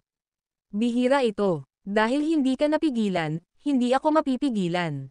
Pagkatapos, binuksan ng malaking halimaw ang kanyang bibig. Lumitaw ang isang sinag ng lila na ilaw. Napukaw niya si Yulia at Thea. Sa lila na ilaw, lumingon si Thea at bumaril hanggang sa langit. Umupo siya sa isang malaking lotus. Kasabay nito, naaktibo niya ang pagsasama ng 3 kayamanan. Sa likuran niya ay hindi mabilang na lotus. Sila ay namumulaklak ng sabay. Hindi mabilang na ilusyon. Lumitaw ang mga kamay. Huwag gumalaw, mabilis na sumigaw si Yulia. Hindi namin ang kanyang mga kalaban. Naawa ito na huli na siya. Galit na umungol ang halimaw at pumutok ng isang malakas na hangin na hindi mapigilan. Ang malakas na hangin ay nahuli si Yulia sa bantay. Siya ay pinasabog kaagad. Gayunpaman, inabot ni Thea ang 2 ilusyon na kamay at nahuli siya. Sa susunod na segundo, kumalas ang mga kamay ni Thea. 8 isang sagradong lotus ang bumaril at sumalungat sa malakas na hangin. May malakas na pagsabog. Ang malakas na hangin ay kumalas mula sa banggaan kasama ang 81 sagradong lotus. Mabilis na kumalat ang aftershock. Sinira nito ang magandang tanawin. O hindi, sa yakap ni Thea, sinabi ni Yulia na napahiya, hindi tayo maaaring lumabas. Ang Thea ay hindi tulad ng duwag tulad ni Yulia. Matapos niyang durugan ang malakas na hangin, ang mga ilusyon na kamay na nabuo ng hindi mabilang na mga lotus ay binaril. Tumungo sila patungo sa malaking halimaw sa bilis ng kidlat. Ito ang makalangit na landas. Gaano kagiliw-giliw. Ang malaking halimaw ay nanginginig sa kanyang katawan. Hindi mabilang na mga pakiramdam ang lumitaw. Binalot nila ang bawat ilusyon ng kamay ni Thea. Pagkatapos, lumingon ang malaking halimaw. Si Thea at ang lotus sa ilalim niya ay hinayla. Itinapon sila sa walang bisa. Nang makita iyon, sumingit si Thea. Ang kanyang pangunahing sarili na isinama sa likas na itim na lotus. Siya ay naging Bonewar Light Sword at dumiretso sa halimaw. Hindi, sigaw ni Yulia. Ang Bonewar Light Sword na naging Thea ay tumagos na ang panlabas na layer ng pagtatanggol ng halimaw na may malaking puwersa. Tumusok siya sa katawan ng huli. May mga splashes ng asol na dugo. Sa pamamagitan ng isang malakas na tunog, ang halimaw ay natitisid ng ilang mga hakbang pabalik. Nakakakita ng malaking asol na butas sa kanyang katawan, galit ang halimaw. Malakas ka, pinahihintulutan kita. Hindi inilipat ng halimaw ang kanyang katawan. Gayunpaman, lumitaw ang hindi mabilang na mga pakiramdam. Tumungo sila patungo sa ilaw ng tibak na nabuo ni Thea. Pinalibutan nila siya. Hindi, mabilis na sumigaw si Yulia. Marius, siya ang gobernador ng Yin. Sinabi ni Marius, kahit na narito si Xanthanos, hindi ito posible. Pagkatapos, ang hindi mabilang na mga pakiramdam sa paligid ni Thea ay masikip. Siya ang asawa ni James, ang napili. Umungol si Yulia, kung saktan mo siya, papatayin ka ni James. Ang kanyang mga salita ay tila kapaki-pakinabang. Ang hindi mabilang na mga pakiramdam sa paligid ni Thea ay agad na nagyelo. Ang video na ito ay edited by Urban Storytelling. Kabanata 7036. Up na nakikita iyon, kinakabahan si Yulia. Hindi siya naglakas loob na huminga. Si Thea, na nahuli, ay kumuha ng pagkakataon na maging isang sinag ng amethyst red bonewar light na may tatlong mga gilid. Tumakas siya at bumalik sa tabi ni Yulia. Ikaw ay masyadong walang ingat. Sinaway ni Yulia, hindi ka nasa ibaba ng langit na langit. Hindi ka rin sa lahat ng mundo. Hindi ito isang lugar kung saan maaari mong gawin ang anumang nais mo dahil naabot mo ang tatlong pagsasama ng kayamanan at ranggo ng Declan Mahayana. Panipi. Nang marinig iyon ni Thea, nag-click siya sa kanyang dila. Hindi ako natatakot sa kanya. Karamihan, papatayin ko siya at alerto ang kanyang Panginoon. Nag-aalala si Yulia. Ikaw ay bluffang. Kung hindi ako sumigaw ng pangalan ni James ngayon, patay ka na. Ngumiti si Thea ngunit tumahimik. Sinadya niyang kinuha ang peligro ngayon upang masuri ang lakas ng halimaw. Sa kanyang kasalukuyang kakayahan, kahit na sina Morgoth at James ay nakipaglaban sa kanya ng magkasama, maaaring hindi nila siya tugma, hayaan ang halimaw na ito. Nagtataka siya kung gaano misteryoso ang worm scale na mapagkukunan ng 49 na langit na kahit na ang 5 landas na emperador ay hindi makapasok. Sa oras na ito, ang malaking halimaw ay umabot sa isang filler at itinuro sa Yulia. Sumigaw ka na ngayon ng pangalan ni James. Nasaan siya? Narito rin ba siya? Nang marinig iyon, si Yulia ay nasaktan. Ito ay isang kritikal na sandali ngayon lamang. Kaya, sinabi lang niya ito ng random. Hindi niya inaasahan na paniwalaan ito ni Marius. Saan niya mahahanap si James? Nang matigilan si Yulia, biglang binuksan ni Marius ang bibig nito. Galit siyang umungol. Hindi mabilang na lilang enerhiya ang lumabas sa bibig nito. Sa hindi mabilang na mga alon ng tunog, ang lila na enerhiya ay sumabog kay Yulia at Thea. Sa gitna ng pag-ungol ng kaluluwa, kahit na ang mga powerhouse bilang transcendent tulad ng Thea at Yulia ay magagamit lamang ang kanilang lakas at takpan ang kanilang mga tainga. Mayroong isang malakas na hangin at magaan na mga espada. Ang lupa ay umiling at lila na ilaw ang napuno ng lugar. Ang nakasisindak na binyag ay tila tumatagal ng kawalang hanggan, na nagiging sanhi ng pag-iwan ng kanilang mga kaluluwa ang kanilang mga kaluluwa. Ang kanilang primordial na espiritu ay masisira. Hindi na ito madala pa ni Thea. Inihaw niya ang kanyang mga kamay. Ang isang nakasisilaw na tower ay na-unveil. Sa susunod na segundo, hinayla niya si Yulia at naging dalawang sinag ng ilaw. Pumasok siya sa tower. Sa sandaling ito, ang mga malalaking pakiramdam ni Marius ay agad na nakabalot sa tower at hinayla ito sa kanyang sarili. Sa pagtingin sa tower, ang mga pakpak ng halimaw ay biglang kumislap ng maliwanag, na tumalikod mula sa pula hanggang lila. Mukha silang maganda. Ang halimaw ba ay kabilang sa Taishi? Tanong ni Thea. Pagkatapos, ang mga pakiramdam ng halimaw ay inalog ang tower tulad ng isang bata na naglalaro ng isang rattle. Habang nagsalita ito, ang mga tent-tent nito ay nanginginig ang pagoda tulad ng isang bata na naglalaro ng isang rattle. Maayos ang halimaw, ngunit sina Thea at Yulia ay lumibot sa loob. Hindi nila mapapatatag ang kanilang sarili. Sinabi ko sa iyo na huwag gulo sa kanya, ngunit hindi ka nakinig. Pinatatag ni Yulia ang sarili habang nagrereklamo kay Thea. Ikaw ay duwag. Sinubukan ni Thea na patatagin ang sarili. Sinabi niya, ikaw pa rin ba si Layla na walang kabuluhan at nakikipaglaban kapag may salungatan? Galit si Yulia. Sinabi ko sa iyo, ako si Emperor Dravko. Sigaw ni Thea, Layla, Layla, Layla. Nakakainis ka. Tinapon ni Yulia ang kanyang mga tainga. Ito ay pagdurusa. Di nagtagal, tumahimik ang nanginginig na tower. Pagkatapos, ang tinig ni Marius ay nagmula sa labas ng tore. Sabihin mo sa akin, nasaan si James? Nang marinig iyon, lumingon si Thea at sumulyap kay Yulia. Bakit mo nabanggit ang pangalan ng aking asawa? Ngayon, hinahanap niya siya. Ipapakita mo ba siya? Nawala si Yulia sa mga salita. Gusto niyang i-save si Thea. Iyon ang dahilan kung bakit sinabi niya iyon. Hindi niya inaasahan na magkaroon ng mga kaaway si James sa Wormscale Source at maging sanhi ng kinalabasan na ito.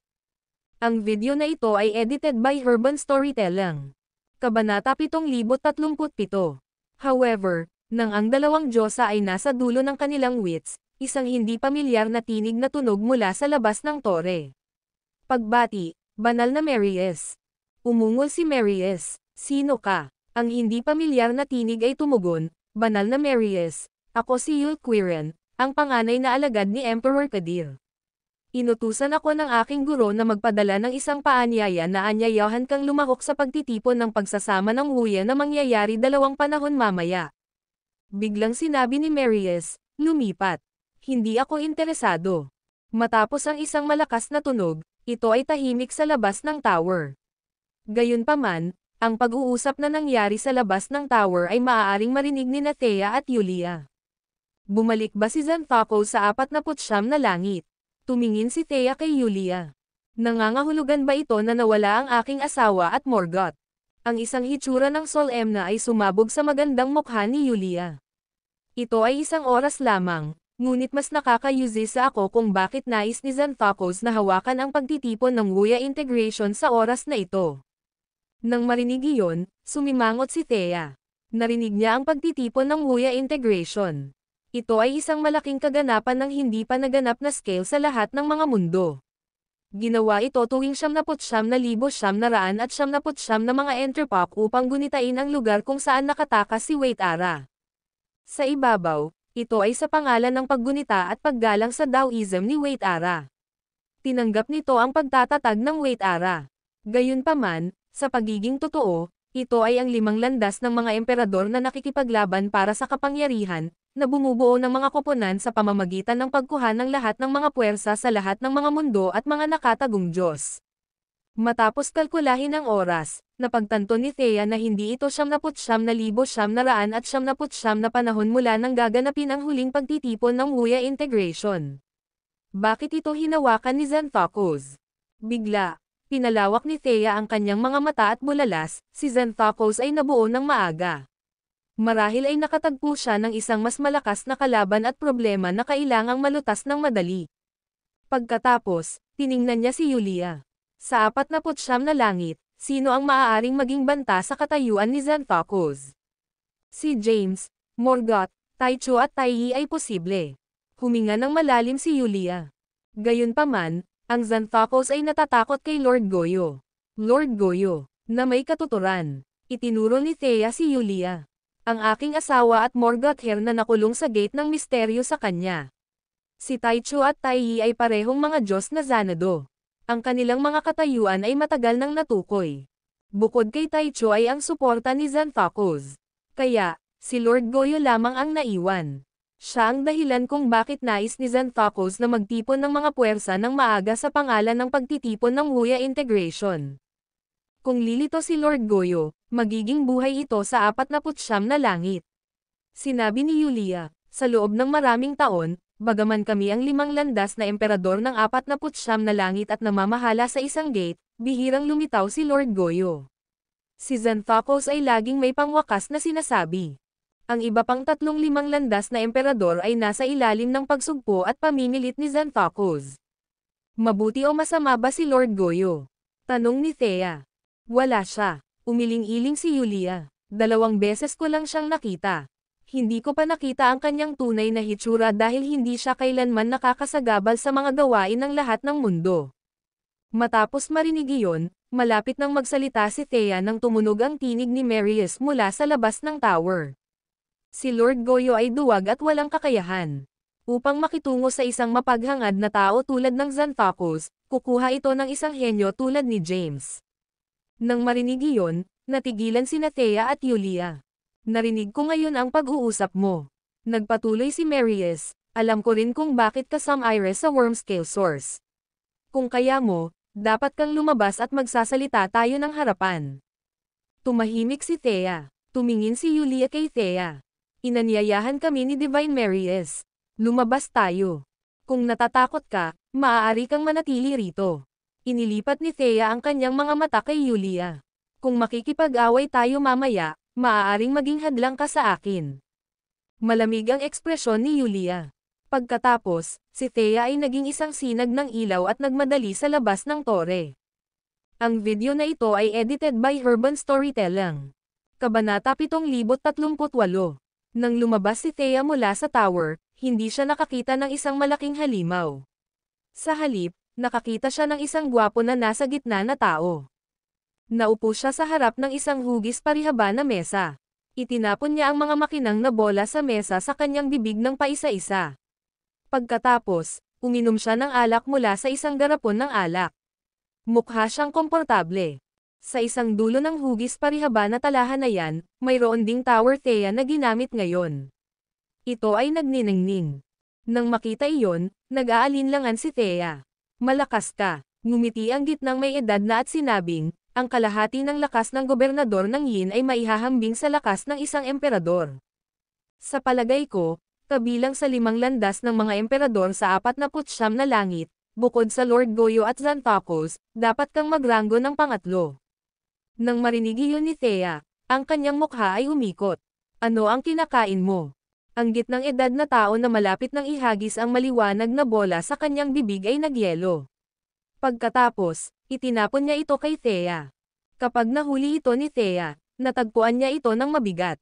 Nagmamadali siyang ginamit ang parehong mga kamay upang hawakan ito. Ang makinang na bola sa kanyang mga kamay ay umiikot pa rin. Para bang ito ay buhay. Ito ay isang planeta. Matapos maobserbahan ito ng ilang sandali, sinabi ni Thea, paano mo malulunok ang mga planeta? Ito ang aking kagustuhan, ngunit hindi ako masama. Sinabi ng gitnang may edad na may ngiti, ang mga planeta na kinakain ko ay inabando ng lahat. Huminga ng matalim si Thea. Ang nasa gitnang lalaki ay si Marius. Yin Governor, tatawagan kita ngayon. Ibinagsak ni Marius ang garapon ng alak at sinabing, gusto mo at ni Yulia na dumaan sa Wormscale Source bilang isang shortcut sa Wuya Palace upang mailigtas si James. Panipi. Nang marinig iyon, tinitigan ni Thea si Marius ng warily. Paano mo malalaman ang aking asawa?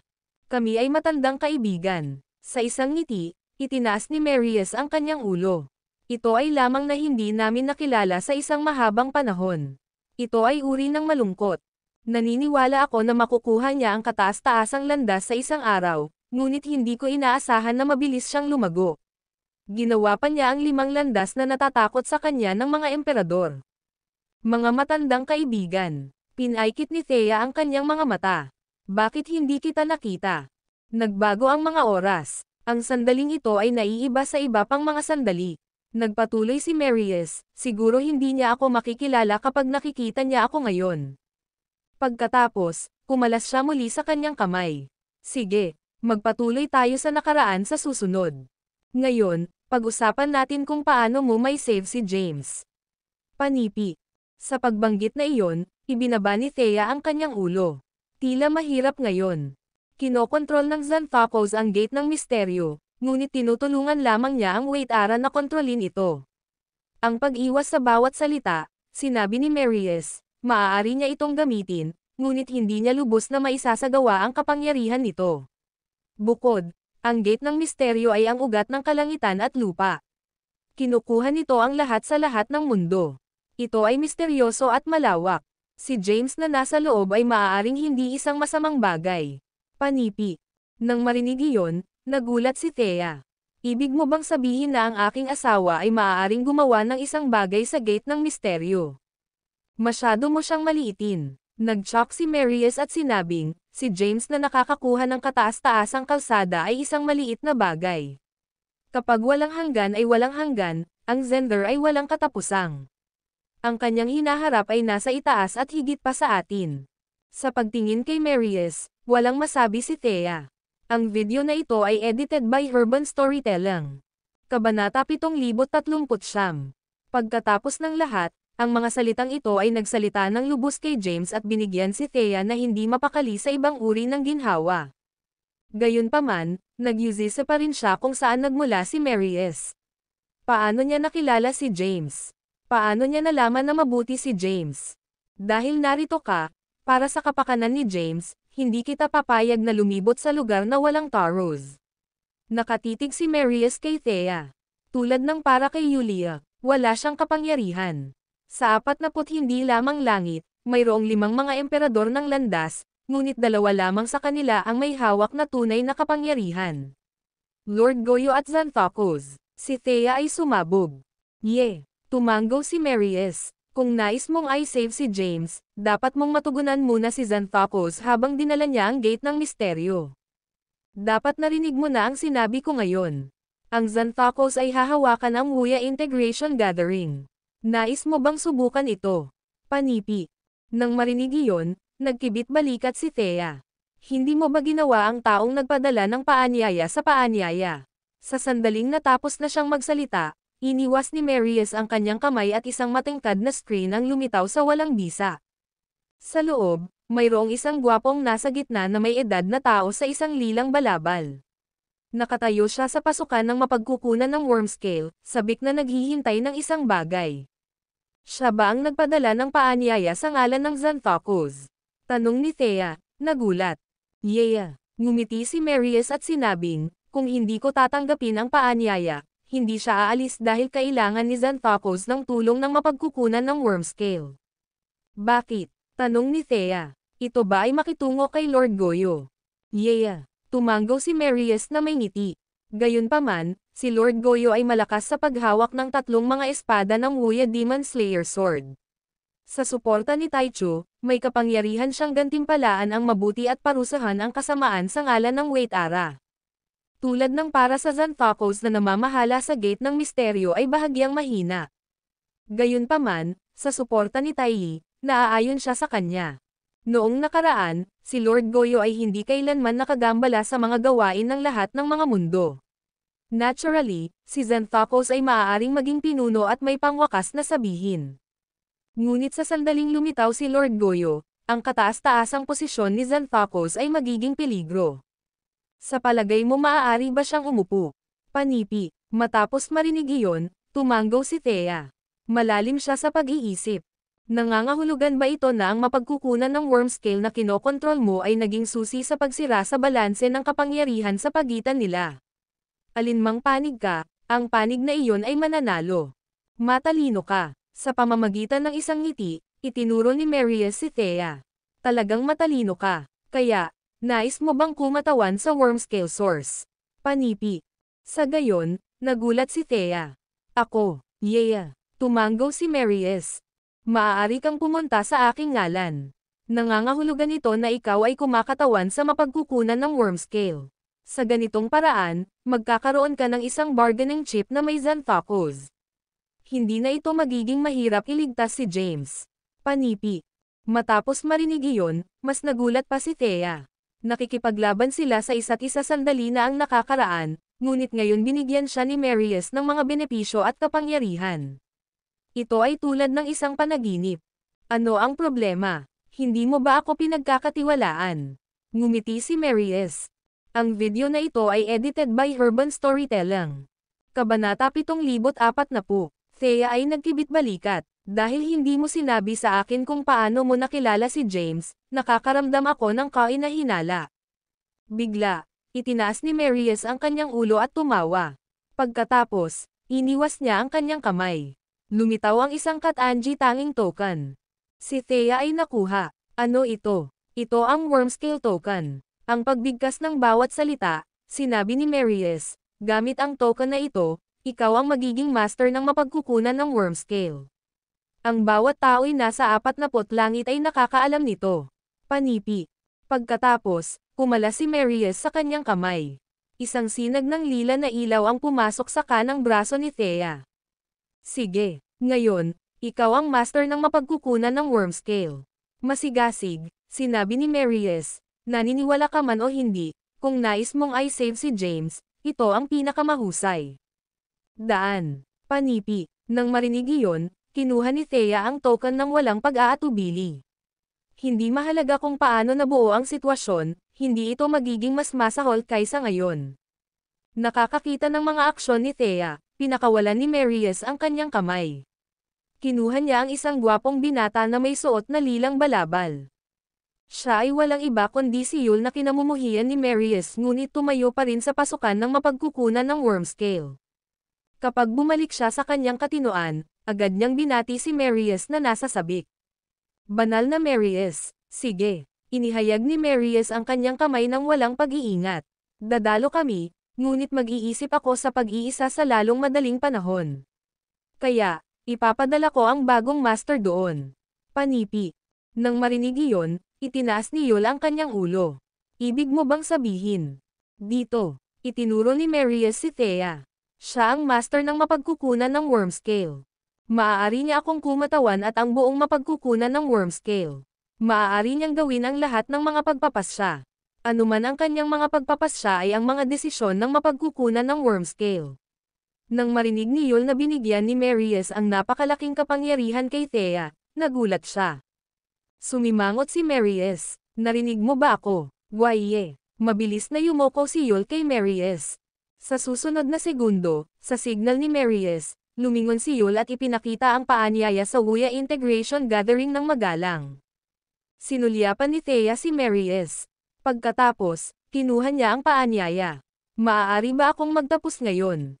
Nang marinig iyon, tumanggaw si Yul. Magaling kung maaari kang magtakda ngayon. Sige, masaya, sinabi ni Marius, pumunta at bumalik ng maaga. Hindi ako magiging sa pag-iisa sa loob ng mahabang panahon. Matapos tingnan si Marius, kinuha ni Thea ang ilang mga garapon ng kaguluhan at ibagsak ito. Pagkatapos, kinuha niya ang tower at umalis kasama si Yul. Nang sarado ang pinto, dahan-daang itinaas ni Marius ang kanyang ulo. James, marami lamang ang magagawa ko para sa iyo. Kung magtagumpay man ito ay nakasalalay sa katalinuhan ng iyong asawa. Pagkatapos, kinuha niya ang isang garapon ng kaguluhan na absinthe at ibinuhos ito sa kanyang bibig. Gayunpaman, pagkatapos kumuha ng ilang mga sips, binuksan niya ang kanyang mga mata. Nagbago ang ekspresyon niya. Anong alak ito? Ang gobernador ba ay naghihiganti? Pagkatapos, nahulog siya sa lupa na may malakas na bang. Siya ay lasing at walang malay. Sa kabilang panig, napuno ng ilaw ng Bonewar ang loob ng gate ng misteryo, na ginagawang mas nakasisilaw ang lugar. Sa ilaw ng Bonewar, 3 mga numero ang pinaikot na counterclockwise kasama ang tilapon ng ilaw. Ang kanilang bilis ay tumaas habang hinihigop nila ang walang katapusang enerhiya at kapangyarihan na inilabas sa ilaw. Wala silang iba kundi sina Yanni, Morgoth at Lysia.